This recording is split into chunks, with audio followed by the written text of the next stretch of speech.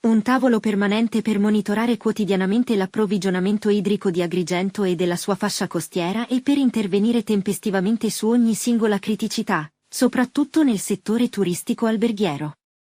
E, quanto deciso nel corso della riunione della cabina di regia sull'emergenza idrica convocata d'urgenza dal presidente della regione siciliana, Renato Schifani, con l'obiettivo di accelerare ogni possibile azione contro i rischi legati agli effetti della siccità. Ho voluto costituire immediatamente un tavolo di emergenza sulla crisi idrica di Agrigento, dice il presidente della regione, per fornire risposte celeri alla città, soprattutto in vista della stagione turistica appena iniziata.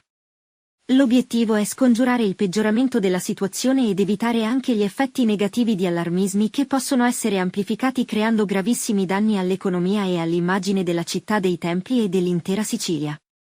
Il mio governo seguirà quotidianamente il lavoro di questo tavolo, fornendo supporto e tutto quello che sarà necessario, ma ognuno deve assumersi le proprie responsabilità e lavorare alacremente già da domani per risolvere il problema nell'immediato e, poi, per soluzioni strutturali di medio e lungo termine.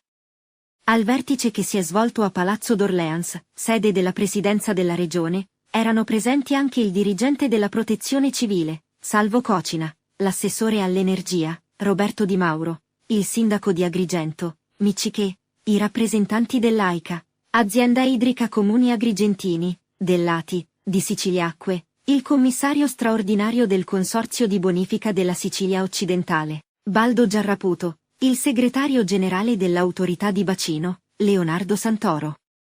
In videocollegamento, anche il prefetto di Agrigento, Filippo Romano. Nel corso della riunione è stata ribadita la necessità di procedere immediatamente all'esecuzione di quegli interventi a breve termine che garantiranno un maggiore rifornimento di acqua, scongiurando così il peggioramento dello scenario in piena stagione turistica. Il presidente della regione e il dirigente del Dipartimento della Protezione Civile hanno garantito l'immediata copertura finanziaria, già prevista nei 6 milioni di euro stanziati per fronteggiare la crisi agrigentina, ed ogni eventuale necessità legata ad anticipazioni di spesa, ed hanno invitato ATI e AICA all'immediato avvio dei lavori senza ulteriori indugi. I due enti dovranno individuare con precisione ulteriori interventi per i quali potrà essere data copertura finanziaria. Cocina ha inoltre assicurato il finanziamento per l'acquisto di 2 autobotti di pronta disponibilità e di mezzi leggeri adatti a raggiungere le vie del centro storico.